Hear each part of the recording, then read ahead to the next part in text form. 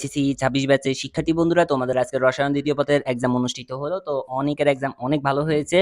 তো আজকের এক্সামের যে এমসিকিউ পার্টটা আছে, তো ওই এমসিকিউ পার্টের আমরা অ্যান্সার এবং এর ছোট করে একটু ব্যাখ্যা জানবো। চলো শুরু করি, কারণ তোমাদের এখন প্রতিটা সময় ইম্পর্টেন্ট। তো আমাদের প্রথম কোশ্চেনটা হচ্ছে যে সিমেন্ট শিল্পের প্রধান কাঁচামাল কোন ধাতুর যৌগ বিদ্যমান? তো আমরা জানি সিমেন্টের প্রধান কাঁচামাল হলো চুনাপাথর অর্থাৎ CaCO3 এবং জিপসাম, এই দুটিতে প্রধান ধাতু হিসেবে ক্যালসিয়াম বিদ্যমান। ওকে, প্রধান উত্তর দান। অনেকে এটা পারছো। ওকে, পরবর্তী কোশ্চেন হচ্ছে লেড এসিড স্টোরেজ ব্যাটারিতে সালফারিক অ্যাসিডের ঘনত্ব কত? এটি হচ্ছে যে একটু মুখস্থ টাইপের কোশ্চেন। তো আমরা জানি পূর্ণচালিত লেড এসিড স্টোরেজ ব্যাটারিতে ব্যবহৃত H2SO4 দ্রবণের ঘনত্ব সাধারণত 1.25 থেকে 1.30 গ্রাম পার সেন্টিমিটার কিউবের মধ্যে রাখা হয়। তো সেই প্রেক্ষিতে 1.29। হয়তো অনেকে এটার উত্তর ভুল দিয়েছো, সমস্যা না, আমরা পরবর্তীগুলো দিয়ে কাভার করব। ওকে, আমাদের ৩ নম্বর প্রশ্নটা হচ্ছে যে কোন লবণের উপস্থিতিতে পানিতে রসায়ন ক্ষারতা সৃষ্টি হয়? আমরা জানি যে ক্যালসিয়াম ও ম্যাগনেসিয়াম বাইকার্বনেট লবণের উপস্থিতির কারণে পানিতে অস্থায়ী ক্ষারতা সৃষ্টি হয়, আর এখানে ক্যালসিয়াম বাইকার্বনেট এটা উপস্থিত আছে। তো পরবর্তী কোশ্চেনে যাওয়ার জন্য আমাদের এখানে উদ্দীপকটা দেখতে হবে। এখানে বলা তোমাদের একটা বিক্রিয়া দেওয়া আছে। তো বিক্রিয়াতে আমরা দেখতে পাচ্ছি ওয়াই হলো 2 কার্বন বিশিষ্ট কার্বনিল যৌগ, যা হচ্ছে যে তোমার অ্যাসিটালডিহাইড অর্থাৎ CH3CHO। আর এটা হচ্ছে যে 2 কার্বন বিশিষ্ট সরি 2 কার্বন, এটা হচ্ছে যে 1 কার্বন বিশিষ্ট কার্বনিল যৌগ, যা হচ্ছে যে ফর্মালডিহাইড অর্থাৎ CH3CHO। সুতরাং এটার কি হচ্ছে যে তোমার অ্যালকিন হবে। আর এই অ্যালকিনটা হচ্ছে যে তোমার মিলালে দেখবে তোমরা প্রোপিন পাবা। ওকে, উত্তর তাহলে এখানে প্রোপিন। আর 5 কি দেওয়া আছে তোমার, উদ্দীপকের যৌগগুলোর মধ্যে ওয়াই হচ্ছে যে আইডোফর্ম বিক্রিয়া দেয়। চলো আমরা ওয়াই ওয়াই হচ্ছে যে আমরা জানতে পারলাম কি, সি ওয়াই হচ্ছে যে CH3CHO, যাতে CH3CO মূলক থাকায় এটি আইডোফর্ম বিক্রিয়া দেয়। অনেকে জানো, যারা ডিটেলসে পড়ছো তারা অবশ্যই এটা জানবে আমি আশা করি। তো জ্যাড হচ্ছে যে এখানে আমরা জ্যাড জানতে পারলাম যে জ্যাড হচ্ছে যে তোমার HCHO, এখানে আলফা হাইড্রোজেন না থাকে এটি ক্যানিজারও বিক্রিয়া দেয়, এটা সঠিক। তোমরা কমেন্ট করে জানাবে যদি আলফা হাইড্রোজেন থাকে তাহলে কোন বিক্রিয়া দেয়। ওকে, ওয়াই ও জেড কেন্দ্রকোষী প্রতিস্থাপন বিক্রিয়া দেয়। আমরা জানি কার্বনিল যৌগ সমূহ কেন্দ্রকোষী সংযোজন বিক্রিয়া দেয়, প্রতিস্থাপন নয়। সুতরাং এটা ভুল। তাহলে আমাদের উত্তর সঠিক হচ্ছে 1 ও 2। ওকে, এসটিভিতে নিচের কোন গ্যাসের আরএমএস অধিক? আমরা জানি তাপমাত্রা একই থাকলে আণবিক ভর যার কম তার আরএমএস বেগ বেশি। তোমরা ভর বের করলে দেখবা H3 এর আণবিক ভর অনেক কম এগুলার তুলনায়, যার কারণে এর আরএমএস বেগ বেশি, যার কম তার বেশি। এটা সবাই পারবে, এটা অনেক ইজি।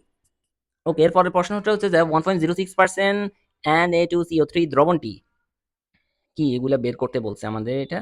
তো এটা যদি আমরা মোলারিটির একটা শর্টকাট আছে, এখানে মোলারিটি বের করতে বলছে। মোলারিটি একটা শর্টকাট আছে যে S is equal to percentage, আমি একটু কষ্ট করে লিখে দিই, পার্সেন্টেজ ইনটু 10 ভাগ m। এবার বের করলে তোমরা দেখবা এর মোলারিটিটা বের হয়ে যাবে। এটা একটা শর্টকাট, অনেক ইজিতে এটা বের করা যায়। তো বের করলে তোমরা উত্তর, এখানে উত্তর বের হবে যায় 0.1। ওকে, 0.1 এর উত্তর হবে, যেটার এটার উত্তর। আর 0.1 মানে কি, ডেসিমোলার। ওকে, পরবর্তীতে হচ্ছে যায় এটি হচ্ছে যায় 10.6 মিলিগ্রাম পার মিলি দ্রবণ, অর্থাৎ তোমাদেরকে এখান থেকে তোমাদের মিলিগ্রাম পার মিলিতে আনতে হবে। তো সেক্ষেত্রে আনলে তোমরা দেখবে এটাই আসে, এটা সঠিক। তো এর পরবর্তী কোশ্চেনটা হচ্ছে যে 1.06 ইন্টু 10⁴ ppm, অর্থাৎ এটাকে ppm এ আমাদেরকে পার্সেন্টেজটাকে ppm এ প্রকাশ করতে বলতেছে। তো আমরা জানি এটা অনেক ইজি। তো মোলারিটিকে ppm এ যখন পার্সেন্টেজে থাকে তখন মোলারিটিকে ppm এ প্রকাশ করার জন্য একটা শর্টকাট আছে, সেটা হচ্ছে যায় পার্সেন্টেজ, যদি পার্সেন্টেজ থাকে, পার্সেন্টেজে যেটা থাকে পার্সেন্টেজ ইনটু 10⁴, এটা হচ্ছে একটা শর্টকাট ppm। তো এখানে তো এটাও আছে 10⁴, ও দুইটাই আছে। ppm দ্রবণ লেখা আছে, তার মানে উত্তর হচ্ছে যে 1, 2 ও 3, তিনটাই সঠিক। তো পরবর্তী প্রশ্ন আমরা দেখতে পাচ্ছি NH4OH ও HCl এর টাইট্রেশন উপযুক্ত নির্দেশক কোনটি? তো আমরা জানি এখানে দেখতে পাচ্ছি যে এটা হচ্ছে যে মৃদুকার, আর এটা হচ্ছে যে তীব্র অ্যাসিড, এর প্রশমন বিন্দু হচ্ছে যে তোমার অম্লীয় সীমায় থাকে।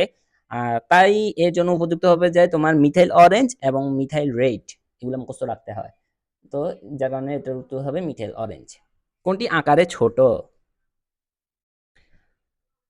অণু বা পলিমারের তুলনায় একক পরমাণুর আকার সবচেয়ে ছোট হয়। নিচের কোনটি আলোক সক্রিয়? তো আলোক সক্রিয় হওয়ার জন্য আমরা জানি যে একটা কাইরাল কার্বন উপস্থিত থাকা লাগে।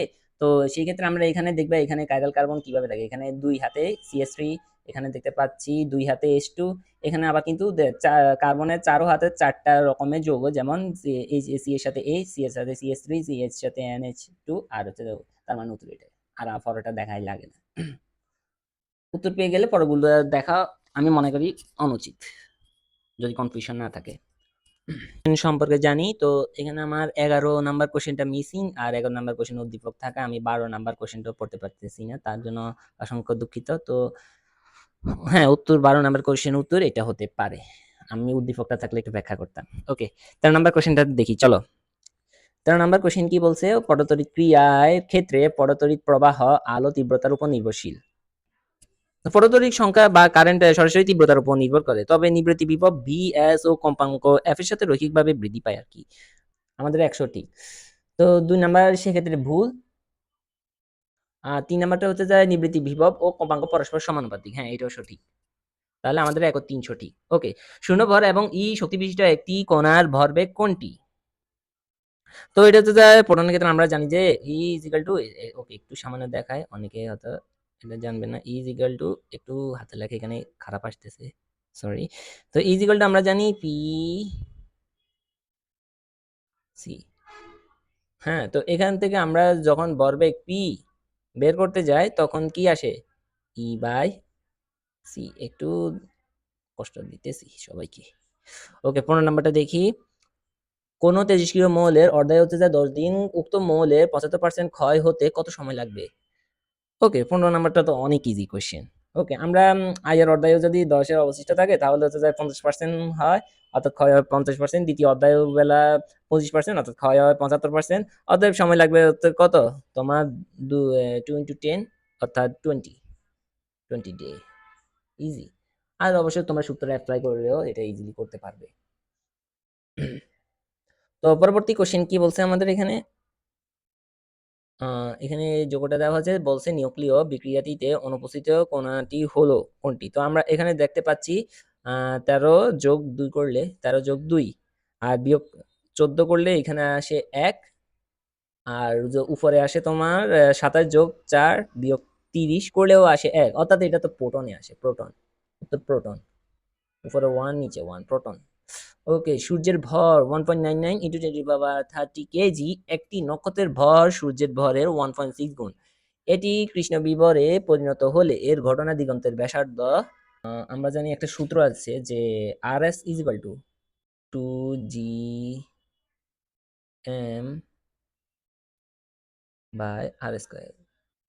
তো এইখান থেকে আমরা তোমার সংখ্যাটা বসাইলে আমরা এটা পাবো। ওকে, দেখি এখানে কি বলা হয়েছে, মহাবিশ্বের চূড়ান্ত পরিণতি প্রধানত নির্ভর করে কিসের উপর? ওকে, মহাবিশ্বের প্রসারণ ও চূড়ান্ত পরিণতি, বিক্রাশ বা বিফ্রেজ ইত্যাদি এর জ্যামিতিক গঠন, ডার্ক এনার্জি এবং ডার্ক ম্যাটার এর ঘনত্বের উপর নির্ভর করে। অর্থাৎ এখানে মহাবিশ্বের জ্যামিতিক আকৃতি, হ্যাঁ এটা সঠিক। অদৃশ্য শক্তি সঠিক, অদৃশ্য বস্তু, হ্যাঁ এটাও সঠিক। তো 19 নাম্বার কোশ্চেনটা আমরা দেখি যে এনপি ও এনসি একটি বিশুদ্ধ অর্ধপরিবাহী হোল সংখ্যা ও পরিবহন ইলেকট্রন সংখ্যা হলে নিচের কোনটি সত্য? তো বিশুদ্ধ অর্ধপরিবাহীতে ইলেকট্রন হোল জোড় তৈরি হয়, তাই হোল সংখ্যা ও মুক্ত ইলেকট্রন সংখ্যা সর্বদাই সমান থাকে। ওকে, 20 নাম্বার হচ্ছে যে ট্রানজিস্টরের ক্ষেত্রে আলফা ও বিটার সম্পর্ক, আমরা জানি যে beta is equal to alpha by 1 minus alpha, আর alpha is equal to beta by 1 plus beta. এটা তুমি তুলনা করলে তুমি দেখবা যে alpha is equal to beta by 1 plus beta. যদি বলতো বিটা বাই বিটা, বিটা যদি পাশে থাকতো তাহলে কি হতো? তাহলে আলফা বাই 1 মাইনাস আলফা হতো। চলো আমরা পরবর্তীটা দেখি। CO2 গ্যাসের জন্য সিপি এর মান এসআই এককে কত?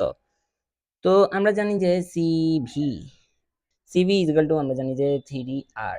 তো এখান থেকে আসে তোমার হিসেব করলে আসে 24.94। এরপর এখান থেকে CP is equal to CV plus R. তো এখান থেকে তোমার অ্যান্সারটা বের করলে তুমি উত্তরটা এইটা পাবে, উত্তর এটা পাবে। কিন্তু ইসাক স্যারে তোমার গামা ইজ ইকুয়াল টু 1.33 আছে, যার কারণে এটাকেও সঠিক ধরা হয়। তো এটা বলা যাচ্ছে না তোমার সঠিক উত্তরটা কোনটা আসবে। তো সেক্ষেত্রে যারা এই দুটার মধ্যে একটা অ্যান্সার করেছো তোমরা 50-50 চান্স রাখো যে তোমাদের হয়েছে। তো চলো পরবর্তীটা জেনে আসি। একমল গ্যাসের জন্য চিত্রের সমষ্ণ প্রক্রিয়া কৃতকাজের পরিমাণ কত?